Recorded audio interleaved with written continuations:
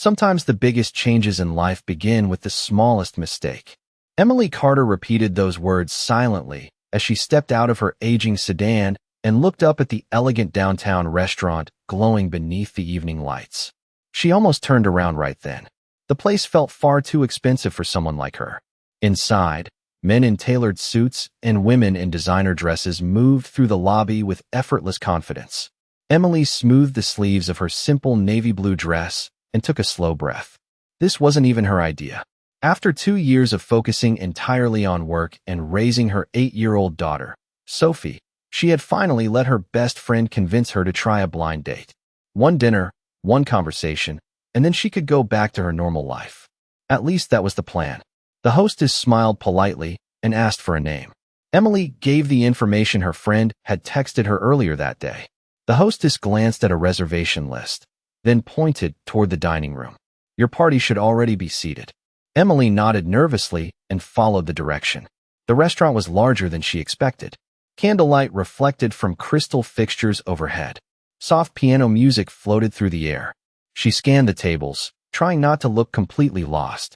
Near the back of the room, she noticed a man sitting alone at an elegant corner table. He looked up briefly, since he was by himself and appeared to be waiting for someone. Emily assumed she had found her date. Her pulse quickened. Before she could lose her courage, she walked over and sat down. "Hi," she said with an awkward smile. "Sorry if I'm a minute late." The man studied her quietly.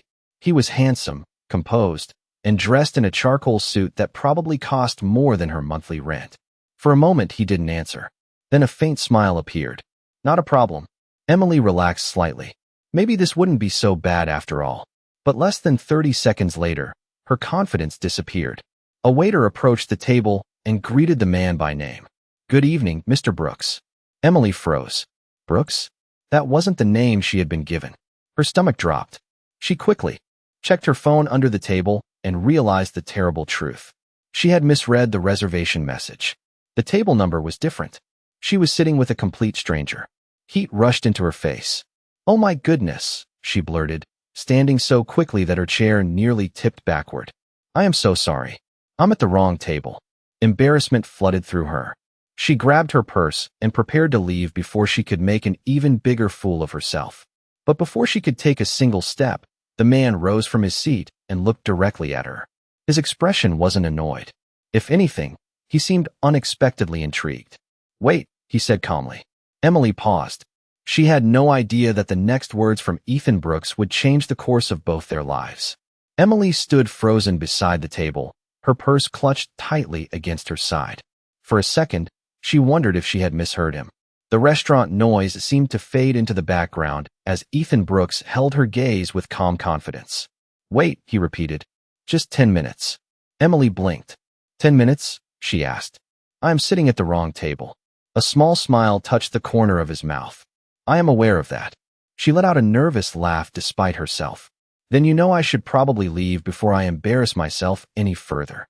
"You could," Ethan said. "Or you could sit down and help me survive a very boring evening." Emily hesitated. Every practical instinct told her to walk away immediately. She was a schoolteacher from a quiet suburb. Men like Ethan Brooks belonged to a completely different world. Yet there was something surprisingly genuine in his expression. He did not seem amused by her mistake. If anything, he seemed curious. After a few awkward seconds, she slowly returned to her chair. 10 minutes, she said firmly. "That is all." "Fair enough," Ethan replied. The waiter appeared again, and Ethan ordered another sparkling water for her. Emily thanked him quietly. She kept expecting the conversation to become uncomfortable, but somehow it never did. Ethan asked simple questions. Where did she grow up? What did she enjoy doing when she was not working? What books did she like? Unlike most people, he actually listened to her answers. 10 minutes became 15. 15 became 30. Emily found herself talking about her students, funny classroom moments, and the challenges of helping children believe in themselves. Ethan seemed genuinely interested. "You must have a lot of patience," he said. "Some days more than others," Emily admitted with a laugh. "Trust me, third graders can negotiate like attorneys." Ethan laughed for the first time, and the sound surprised her. It was warm and natural, nothing like the cold, intimidating image she would have expected from a powerful executive. For the first time that evening, Emily relaxed. Meanwhile, Ethan found himself studying the woman across from him. Most people treated him differently once they recognized his name. Some became nervous. Others became overly impressed. Emily had done neither. She spoke honestly. She smiled easily. She seemed completely unaware that business magazines regularly featured his photograph. That alone made her refreshing. As the conversation continued, Ethan realized something even stranger. He had been looking forward to ending his evening before she arrived. Now he did not want the conversation to end at all. Emily eventually glanced at her phone and widened her eyes. Oh no. Ethan raised an eyebrow. What happened? Your 10 minutes turned into almost an hour. Ethan looked at his watch and smiled. I guess they did. Emily shook her head in disbelief and stood up again. I really should find my actual date before he assumes I never showed up. Ethan nodded slowly, though disappointment flickered briefly across his face. As Emily prepared to walk away, neither of them noticed the man entering the restaurant lobby and scanning the room. The moment his eyes landed on Emily, his expression immediately changed, and what happened next would make Ethan regret letting her leave even for a moment. Emily took only a few steps away from Ethan's table before her phone began vibrating inside her purse. She glanced at the screen and immediately smiled. The contact photo showed a young girl missing one front tooth and grinning proudly at the camera. Excuse me, she said softly before answering. Hey, sweetheart. Sophie's cheerful voice came through instantly. Mom, did you go on the date? Emily laughed quietly. I am technically there right now. Technically? Sophie asked. That sounds suspicious. Emily shook her head. It is a long story. Did he bring flowers? Sophie asked. No, did he tell bad jokes? Not yet. Then maybe he is okay. Emily smiled as she listened to her daughter. A difficult day could always be improved by hearing Sophie's voice. Across the room, Ethan watched from a distance. He had not intended to eavesdrop, but one detail immediately caught his attention. Emily's entire expression changed during the call. The nervousness disappeared. The uncertainty vanished. In its place was warmth, patience, and unconditional affection. Ethan found himself unexpectedly curious. After a minute, Emily ended the call and slipped her phone back into her purse. She looked around, still trying to locate the man she was supposed to meet. Before she could continue searching, Ethan stood and approached her. Everything okay? He asked. Emily nodded. Yes. My daughter just wanted an update. Ethan paused. You have a daughter? I do. For some reason, Emily felt slightly embarrassed saying it. Dating had become complicated ever since becoming a single mother. Some men immediately lost interest once they learned she had a child. Others treated it like a problem to solve. Her name is Sophie. Emily continued. She is 8 years old and probably the funniest person I know. Ethan smiled. She sounds important. Emily laughed softly. She is my entire world. The sincerity in her voice struck him more than he expected. In boardrooms, negotiations, and business dinners, Ethan spent most of his life around people discussing profits, investments, and opportunities. Very few people spoke with the kind of genuine devotion Emily showed when talking about her daughter. It felt refreshingly real. She called to check on your date? Ethan asked. She has been curious all week, Emily admitted. She wanted to know if I remembered how to talk to strangers. Ethan laughed. And do you? Emily raised an eyebrow. I managed to survive nearly an hour with a billionaire. Ethan looked surprised. You know who I am? I checked my phone after the waiter said your name, she admitted. I figured out pretty quickly that I accidentally sat with someone much more important than my actual date. Ethan shook his head. I do not think that is true. Before Emily could respond, movement near the entrance caught her attention. A man in his mid-30s was scanning the dining room. His eyes finally landed on her, and his expression immediately tightened. Emily recognized him from the photo her friend had shown her. Her actual blind date had finally arrived, and the way he was looking at her made Ethan instantly uneasy. The man walked toward Emily with quick, confident steps, but there was no warmth in his expression. As he approached, Emily offered a polite smile. Hi, you must be Ryan. Emily, he replied. His eyes immediately shifted past her toward Ethan. Interesting start to the evening. Emily felt her cheeks warm. Actually, there was a misunderstanding. I accidentally sat at the wrong table. Ryan glanced between them. For nearly an hour?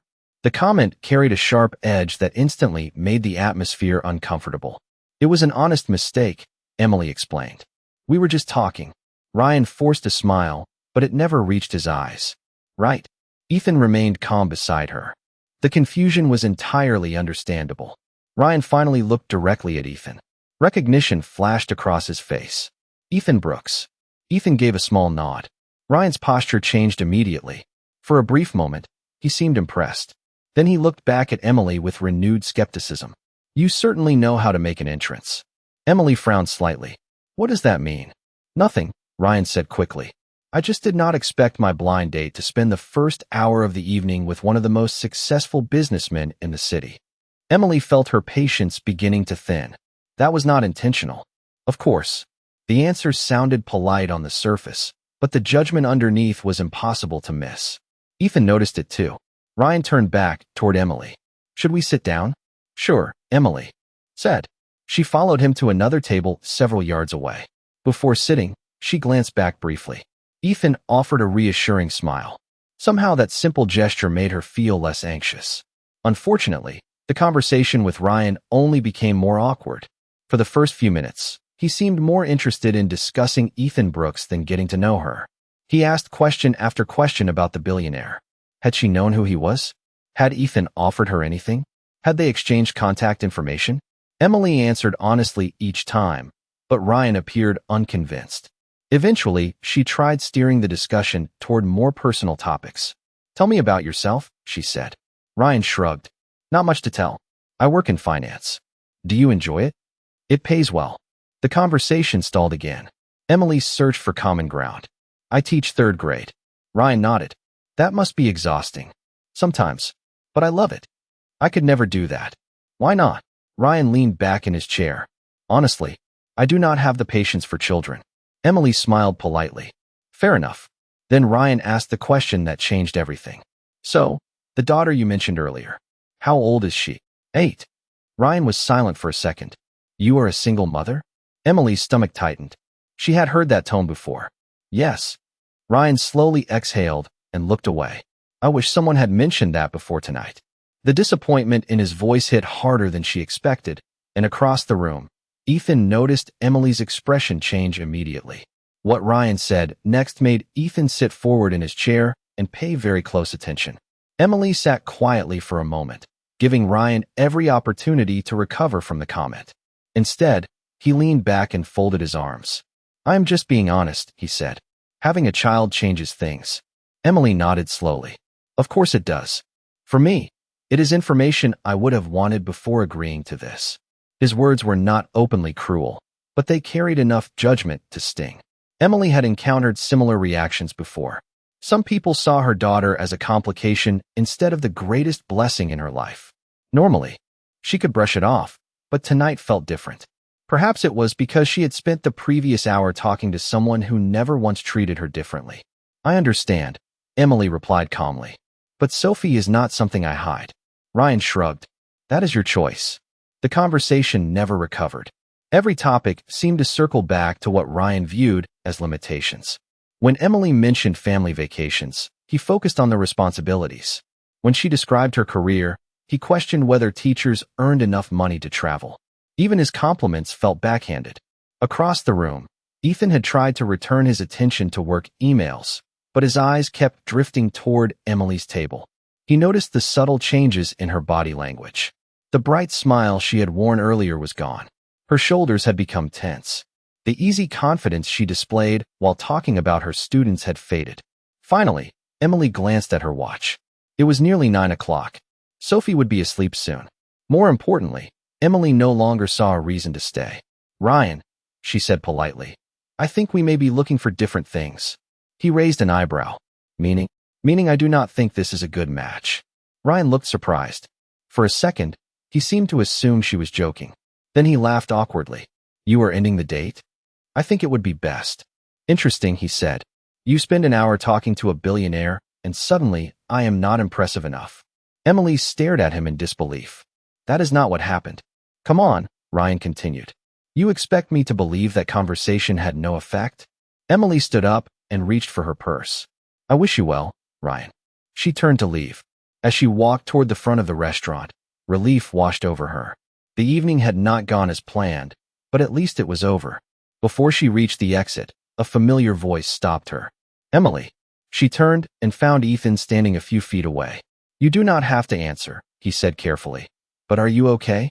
For the first time all evening, someone seemed genuinely concerned about how she felt rather than what she represented. Emily smiled faintly. I will be. Ethan nodded. Good. Then his phone buzzed. He glanced at the screen, and for the first time that night, his expression darkened. Whatever message had just arrived was serious, and Emily had no idea it was about to create a connection between their lives that neither of them could have imagined. Emily followed Ethan's gaze toward his phone. For a brief moment, the calm confidence she had seen all evening disappeared from his face. Everything okay? She asked. Ethan slipped the phone back into his pocket and forced a small smile. Just work. Emily nodded. At 9 o'clock at night? Unfortunately, some problems do not care what time it is. She laughed softly. I guess that is true. For a second, neither of them moved. The restaurant had grown quieter as the evening crowd began to leave. Emily knew she should head home. Sophie would be disappointed if she stayed out too late. Yet something about Ethan made walking away unexpectedly difficult. Well, she said finally, thank you for making a very strange evening a little less strange. Ethan smiled. I should be thanking you. For accidentally stealing your table? For reminding me there are still people who have normal conversations. Emily laughed again. I'm not sure I have ever been described as refreshing before. Then people are not paying attention. The compliment caught her off guard. Before she could respond, Ethan's phone vibrated again. This time he glanced at the screen immediately. The message was from his chief operating officer. An emergency board meeting had been scheduled for the following morning. Another disagreement inside the family-controlled company. Another battle waiting for him. The timing could not have been worse. Yet instead of thinking about business, Ethan found himself looking back at Emily. Can I ask you something? He said. Emily nodded cautiously. Sure. After tonight, do you regret coming? She considered the question. For a few minutes, maybe. Ethan chuckled. Fair answer. But honestly, she continued. No. It reminded me that bad experiences do not mean you stop trying. Ethan looked thoughtful. That sounds like something you learn the hard way. Emily smiled. Most valuable lessons are. Her answer stayed with him. Over the years, Ethan had met thousands of people. Investors, executives, politicians, celebrities. Yet very few carried the quiet resilience Emily seemed to possess. She had been embarrassed, judged, and disappointed in a single evening, but somehow she still managed to remain kind. Suddenly her phone rang again. Emily checked the screen and smiled instantly. That is Sophie. The future attorney? Ethan asked. Emily laughed. Exactly. She answered the call. Hi, sweetheart. Ethan could hear only Emily's side of the conversation, but it was enough. Her voice softened immediately. She listened patiently, reassured her daughter about a school project, and promised to bring home her favorite blueberry muffins in the morning. Watching her, Ethan felt an unfamiliar sensation. It was not admiration alone. It was something deeper. Something he had not expected to feel after a random conversation with a stranger. Emily ended the call and slipped her phone away. I should go. Ethan nodded. Your daughter is waiting. She always is. As Emily turned toward the exit, neither of them noticed that fate was already arranging their next meeting, and it would happen much sooner than either one expected. The following Saturday morning began like any other for Emily. She was standing near the edge of a crowded community park, balancing a paper coffee cup in one hand while watching Sophie participate in a youth science fair. Colorful booths lined the grassy field, and dozens of families moved between displays beneath a bright blue sky. Emily loved events like this. They reminded her that happiness was often found in simple moments. Sophie certainly thought so. The 8-year-old had spent 2 weeks building a presentation about local bird species and had talked about little else during that time. Mom, Sophie called excitedly from her booth. Come look at the new ribbon they gave me. Emily smiled and started walking over. Halfway there, she heard a familiar voice behind her. Emily. She turned and froze. Ethan Brooks stood only a few feet away, dressed casually in jeans and a light blue button-down shirt. Without the business suit, he looked surprisingly approachable. For a second, both of them seemed equally surprised. Ethan, Emily asked, what are you doing here? He laughed softly. I was about to ask you the same thing.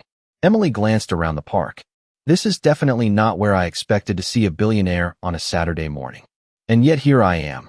Before she could ask another question, a young boy raced across the grass carrying a model airplane. "Uncle Ethan," the boy shouted. Ethan smiled immediately. "There is my answer." Emily watched the boy run over and realized something she had never considered. Ethan had a family outside the corporate world. The boy stopped beside him and proudly held up the airplane. Ethan crouched slightly to admire it. The interaction seemed effortless and genuine. Emily found herself smiling. "You are an uncle?" she asked after the boy ran off again. "3 times over," Ethan replied. "My sister volunteered me for science fair duty." Emily laughed. "That sounds dangerous." "You have no idea." Before Ethan could continue, Sophie suddenly appeared beside her mother. "Mom, who is that?" she whispered loudly. Emily nearly laughed. "Sophie, this is Ethan." Sophie studied him with open curiosity. "The restaurant guy?" Emily's eyes widened. "Sophie, what?" Sophie asked innocently. Ethan chuckled. "Restaurant guy is accurate." Sophie folded her arms thoughtfully. "You look taller in real life." Ethan smiled. "I'm not sure how to respond to that." Within minutes, the conversation became surprisingly easy. Sophie eagerly explained every detail of her science project while Ethan listened with genuine interest. He asked questions, admired her display, and treated her opinions seriously. Emily noticed something that caught her completely off guard. Sophie, who was usually cautious around strangers, seemed perfectly comfortable with him. As the morning passed, Emily found herself enjoying Ethan's company more than she wanted to admit. But just as everything seemed effortless, Ethan received another phone call. He glanced at the screen, and the warmth disappeared from his expression. Whatever was happening inside his company was growing worse, and Emily was about to discover that Ethan's world was far more complicated than she had imagined. Emily noticed the change immediately. 1 second Ethan had been smiling at Sophie's explanation about bird migration patterns, and the next he looked distracted by whatever appeared on his phone screen. He stepped a short distance away to take the call. Emily tried not to pay attention, but she could hear enough to know the conversation was serious. "No," Ethan said firmly. "Do not make any decisions until I get there." A pause followed. "I understand what is at stake." Another pause. "I will handle it myself." When he ended the call, he stood quietly for a moment before returning. Sophie tilted her head. "That did not sound like a fun phone call." Ethan laughed softly. "No, it definitely was not. My mom gets those from the school principal sometimes," Sophie said. "Usually somebody glued something to something." Emily covered her face. "Please stop helping." Ethan smiled. "That actually sounds less stressful than my situation." Sophie seemed satisfied with that answer and ran off toward another exhibit.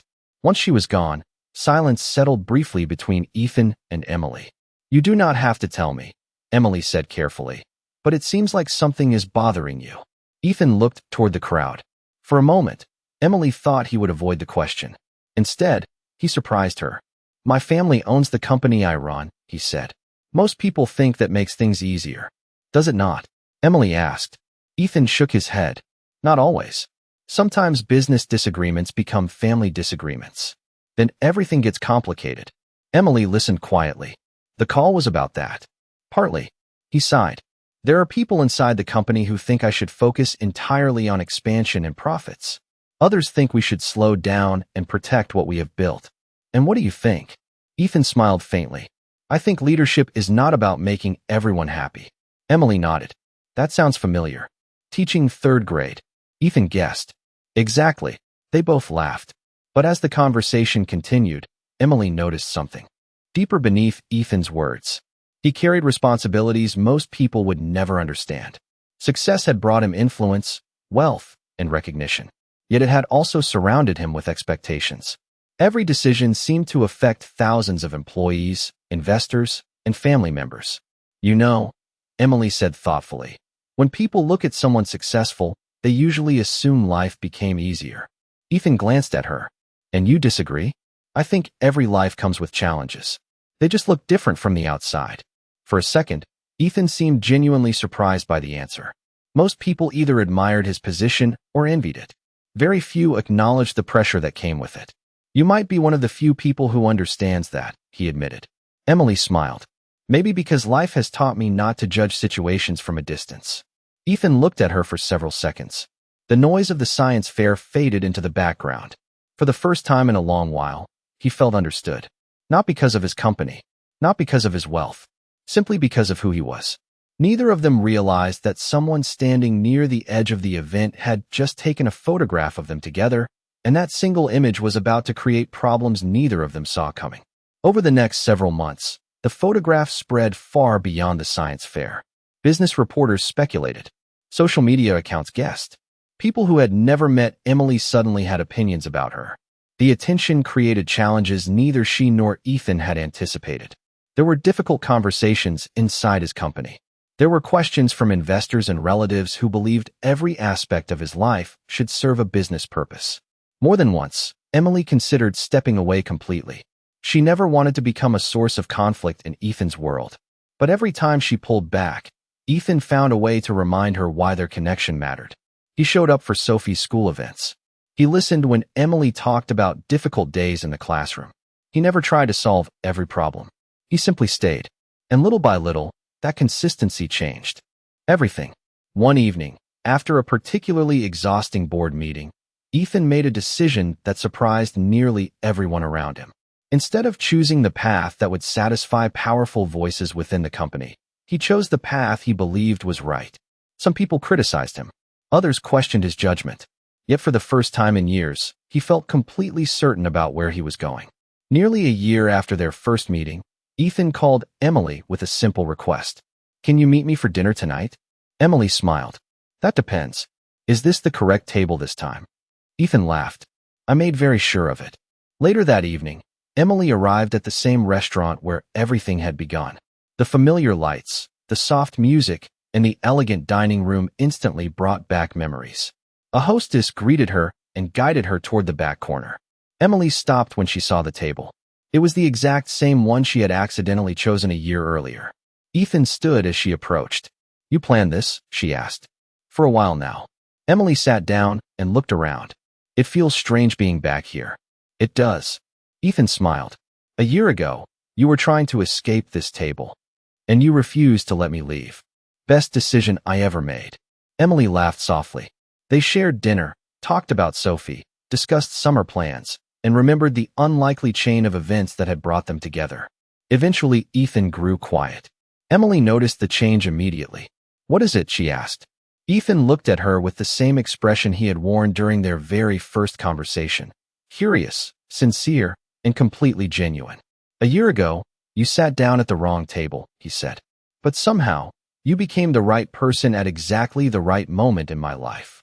Emily felt her eyes fill with emotion. Ethan reached across the table and took her hand. "You taught me that success means very little if you have nobody to share it with. You reminded me what family looks like." At that moment, Sophie appeared beside the table, grinning from ear to ear. Emily stared in surprise. "Sophie." "Sorry," Sophie said. "I was part of the plan." Ethan laughed. She insisted. The three of them shared a smile. Looking at Emily and Sophie together, Ethan felt something he had spent years searching for without realizing it. Not achievement. Not recognition. Home. And as Emily looked around the restaurant where one simple mistake had changed her future, she realized that sometimes the most important moments in life begin exactly where they were never supposed to happen.